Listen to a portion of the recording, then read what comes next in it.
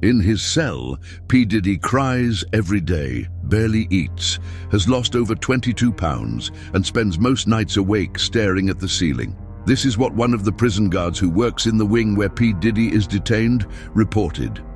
In this video, you will hear in more detail the real account of this police officer who works in the prison where P. Diddy is held awaiting his trial. From the moment he walked through the jail gate to his daily struggle with regret and despair, this is a story that will shock you. And if you like stories like this, subscribe to the channel to receive stories like this daily. The jailer's report begins as follows. I will never forget the day he arrived here. It was a grey morning, the kind of weather that leaves the environment feeling heavy. Everyone on the security team already knew who was coming. Diddy. The guy who had everything, fame, money, power, and now he was about to face a completely opposite reality. I confess, I was curious to see how he would react. When he got out of the van, he was handcuffed like any other prisoner. There were no camera flashes, no fans screaming for him. Just the sound of the gates closing and the awkward silence of someone who is about to be forgotten. He was dressed in the clothes that all inmates receive upon arrival. And suddenly, the legend seemed like just another ordinary man. But the look in his eyes, that look I won't forget. It was as if he still couldn't believe this was happening. He wasn't the same Diddy you saw in magazines or on TV. He seemed smaller, as if the weight of everything that had happened in the last few months had diminished his size. He didn't complain, he didn't scream, he didn't try to resist. He just walked to the processing room with slow steps, his head a little lowered, as if trying to maintain his dignity, but already knowing that she was out there, along with the world he knew. When they took off his handcuffs and started going through the entry procedures, taking photos, taking fingerprints, giving basic instructions on how the prison works, he didn't say a word. He just nodded or responded in monosyllables. It was as if he was present in body, but his mind was elsewhere, trying to process what had just happened. When he was taken to his cell, the hallway was silent, but the other inmates watched from behind bars. Some shouted provocations, as they always do with newcomers, but many just looked, trying to understand how that man, who seemed invincible, had ended up there. Diddy kept his head up as he walked, but I noticed that each step felt heavier than the last. That first night I was on duty and walked past the hallway where he was a few times. He didn't lie down on the bed. He remained sitting, with his elbows resting on his knees and his head bowed. Sometimes he looked at the cell's small window, as if searching for something outside, perhaps freedom, perhaps answers. I don't know what was going on in his head, but what became clear to me was that he was no longer the man the world knew. There, at that moment, he was just another person, just like anyone else who passes by here. The first night is always difficult for any prisoner, but with him, it felt different. He wasn't just someone dealing with prison. He was dealing with the end of a lifetime built outside. The next day, when the routine really started, it was clear that Diddy still hadn't assimilated where he was. For anyone who has never experienced anything like this, the routine of a prison can be suffocating, and it is no different for him. Here, everyone is treated equally. It doesn't matter if you were a multi-millionaire or someone who never had anything. The rules are simple and strict, and he figured that out pretty quickly. Breakfast is served early, and the cells are opened for inmates to go to the cafeteria. When I passed the corridor where he was, I saw that he was taking a while to leave. He seemed confused, looking around as if waiting for someone to guide him or call him, but here, that doesn't happen. Newbies have to learn by themselves. After a few minutes, he finally left the cell, his steps slow, almost unsure. In the cafeteria, he took his tray and sat in a corner, alone. None of the other inmates approached, nor did he try to talk to anyone. The food here is no gourmet experience, far from it. It is functional, made to keep prisoners fed, but without luxury. He stared at the tray for a long time, as if he was trying to decide whether to eat it or not. In the end, he took a few bites, but left almost everything on the plate. After breakfast, prisoners go about their activities, work, exercise, or whatever is on the schedule. He was taken to the courtyard, but he just stood in the corner, watching. Many inmates use this time to exercise or talk, but he felt like he was in another world. He crossed his arms and stared at the ground, sometimes at the high walls surrounding the courtyard. He seemed more interested in counting the bricks in the wall than in interacting with anyone. The biggest shock for him was probably the lack of privacy. Cameras are everywhere, and guards are always alert. There is no space for private moments. Even conversations with the family are monitored. At the end of the day, he returned to his cell and remained silent. I heard some inmates commenting, "He won't last long like this. This place will break him." That routine was just the beginning, but you could see that he wasn't prepared for the life that lay ahead. The posture of someone who dominated the world did not suit the man who was now fighting to survive another day. Over the next few weeks, it became clear that Diddy was falling apart emotionally. The initial shock of being in prison gave way to something even deeper: quiet despair. I saw it every time I passed his hallway. He would spend hours sitting in bed with his shoulders slumped, looking at the floor as if he was trying to find answers that didn't exist. One day, I heard from another guard that Diddy had cried alone in his cell at night. Here, this is not something that other inmates tend to respect. Any sign of weakness becomes a reason for provocation, or worse, a target. But he didn't even try to hide it. He was emotionally exhausted. Sometimes you could hear low sobs coming from his cell. It was a sound that was uncomfortable, not because it was loud, but because it was filled with something that seemed unbearable, even to those who were just listening. He also began avoiding as much interaction with other inmates as possible. In the courtyard, he always chose the farthest corner, as if he wanted to disappear. When someone tried to approach him, he barely responded, just mumbling something short or nodding his head. This voluntary isolation only made things worse. In prison, solitude is not a refuge, it's a weight that can break anyone. Depression began to affect his physique. The posture he had before, with his chest puffed out and head held high, disappeared. He walked with his shoulders hunched, as if the weight of his own thoughts were crushing him. He started to lose weight quickly. A guard told me that, during a routine weigh-in, they discovered that he had already lost more than 10 kilos in a matter of weeks. He stopped taking care of his appearance. At first, even though he was imprisoned, he still seemed to take pride in maintaining a clean and tidy appearance. But now, his hair was disheveled. His beard was growing out of control, and the uniforms he wore always looked wrinkled. It was as if he was giving up on himself. I saw many prisoners pass through here and face this phase of emotional collapse, but with Diddy, it felt more intense. Maybe it was the contrast between the man he was outside and what he had become inside. He wasn't just another prisoner dealing with the harsh routine. He was someone who never imagined life could come to this. Each day seemed more difficult for him than the previous one, and you could see it in every gesture, every empty look. For a man who had the world in the palm of his hand, he now seemed to have no control over himself. As time passed, Diddy's changing physicality became impossible to ignore. When he arrived, he still had that bearing that everyone associated with the powerful man he was. But now, weeks later, he looked like a shadow of his former self. I heard colleagues commenting that he had already lost more than 10 kilos. It wasn't just the weight. He looked malnourished, fragile, someone who no longer belonged in the body he inhabited. Food was one of the clearest problems. Here, the food was never a feast, but for someone who came from the world of lavish parties and meals prepared by top chefs, this was an even bigger shock.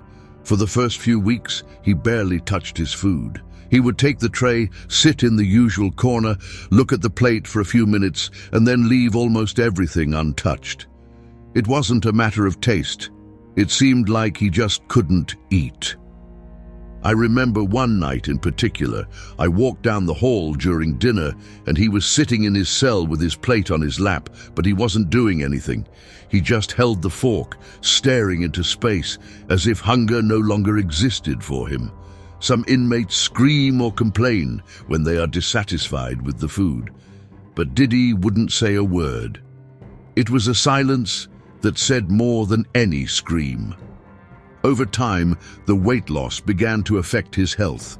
He moved slowly, as if each step was an effort.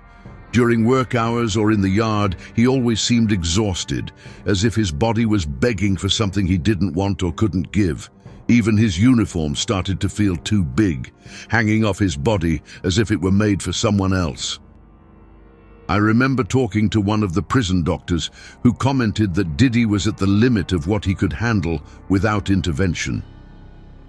If he keeps this up, he'll end up in a medical ward soon, is what he told me.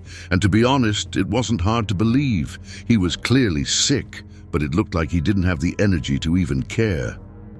The other prisoners noticed. Some made mocking comments, saying he was withering away or that he wasn't that tough. Others just looked on from afar, not knowing how to react. Deep down, most people here understand what it's like to lose control of your life, but in his case, everything seemed amplified. The food here doesn't change. It's the same for everyone, but the way he was dealing with it, or rather not dealing with it, was a direct reflection of what was going on inside him. It wasn't just the body that was deteriorating, it was the mind, the soul. It was like watching a free fall, slow but inevitable. It was in the 3rd or 4th week that the crying spells started to become more frequent. It wasn't something he made a point of hiding. It seemed like he didn't even have the energy for it. During night rounds, it was common to hear sobbing coming from his cell, especially in the quieter hours when the noise from other prisoners died down. That part of the night, when most people tried to sleep, seemed to be the time when he was most haunted by his own thoughts.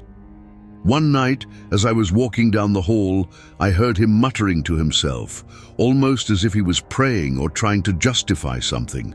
Phrases like, "I'm not ready for this," and "I can't live like this," were repeated. It was something I'd seen from other inmates before, but coming from Diddy, it seemed even more intense. He wasn't just a man broken by the system. He seemed to be facing something much bigger within himself.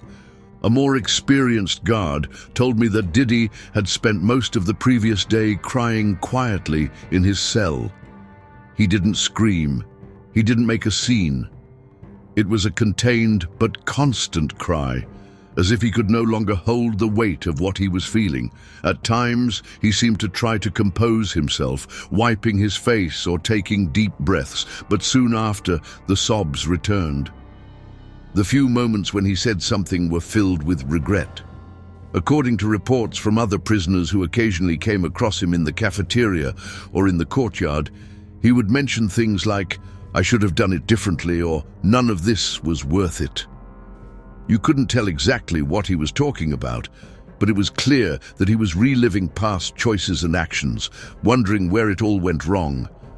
Regret seemed to eat away at him from the inside. It wasn't something he confessed directly, but it was there, evident in every gesture, in every empty look. He spent hours sitting on the bed, staring at the small mirror in his cell, as if he were trying to recognize the person he saw there.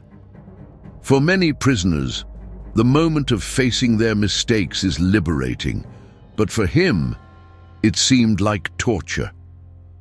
Once, during his rounds, I noticed that he had put a towel over his face, muffled the sound of his sobs.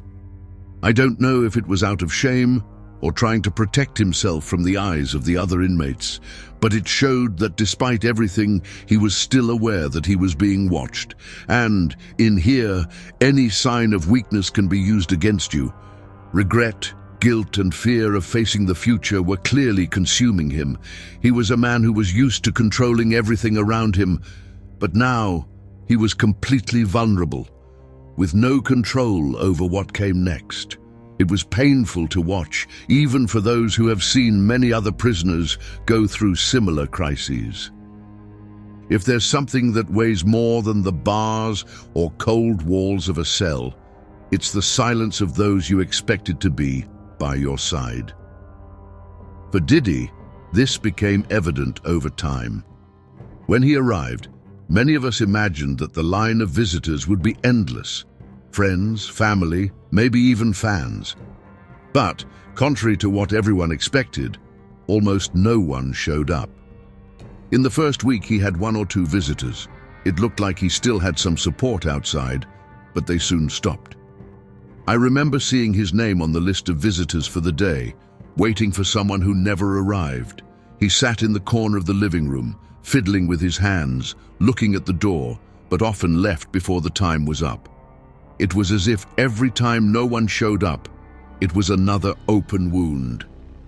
Diddy didn't get many letters either. Here, letters are one of the most important ways of keeping in touch with the outside world, but his box was almost always empty. On one of the rounds, I noticed that he kept some letters folded under his pillow, as if those few words were the only connection he still had with his old life. In the cafeteria and in the courtyard, you could see that he was beginning to internalize this abandonment. He avoided talking to other prisoners, even when someone tried to start a conversation. A colleague told me that he heard him say to another detainee, "Out there they forget you. Everyone forgets." It was a simple sentence, but filled with something deeper, a mix of hurt and resignation. The lack of support began to affect his emotional state even more. Sometimes I saw him sitting on the bed with photos in his hands. You couldn't see what they were exactly, but he looked at them with an expression that said it all: longing, regret, and a sadness that couldn't be measured. I remember one night he asked to use the phone. Calls here are monitored, and I don't know who he tried to contact, but it didn't take long for him to hang up, visibly frustrated. Maybe they didn't answer, maybe he felt it didn't make a difference, but after that he returned to his cell even more dejected. Isolation within prison is something everyone faces, but in his case it seemed to be amplified by the absence of everything he thought he would have by his side. Diddy was no longer the man surrounded by friends, fame, and luxuries. He was just a prisoner, forgotten by almost everyone, except for the memories that seemed to haunt him every minute. The nights in prison are always long, but for Diddy, they seemed endless. He began to have obvious difficulties sleeping. During my nightly rounds, I would often see him sitting up in bed, with his knees bent and his arms wrapped around his legs, looking at the floor. It was as if he was trying to keep his head straight, but his mind wouldn't let him. The nightmares were a constant. Some inmates talk in their sleep, but in his case, it was muffled screams and heavy breathing that echoed through the hallway. He would often wake up scared, panting, with his face covered in sweat. When this happened, he would sit for a while, staring into space without lying down again. It seemed like he was afraid to sleep again, afraid of reliving whatever was haunting him. The impending trial was clearly the trigger for this growing anxiety. He knew that every day that passed brought him closer to the moment when everything would be decided. It was not uncommon to hear him mutter phrases like, "I'm not ready," or "They're going to destroy me," especially at night when the silence of the prison made everything more intense. His tension was visible during the day too. He was restless, constantly fidgeting with his hands or his uniform. Sometimes he would walk in circles inside the cell, stopping every now and then to look out the small window, as if he were trying to find a way out that didn't exist. This anxiety showed even in the most routine moments. He seemed suspicious, looking at the guards and other prisoners, as if he expected something terrible to happen at any moment. One of the most memorable moments was when he asked to speak to the prison chaplain. I don't know what he said exactly, but I heard he was on the verge of tears, saying he couldn't handle the weight of what was coming. It was as if he was trying to seek some kind of redemption, some spiritual comfort for what he knew was inevitable. The other day, while on patrol, I noticed he had a pile of papers on his bed. They were notes, perhaps some kind of letter, or even a speech he was preparing for the court. He kept rereading the papers, crumpling some, throwing them away, rewriting others.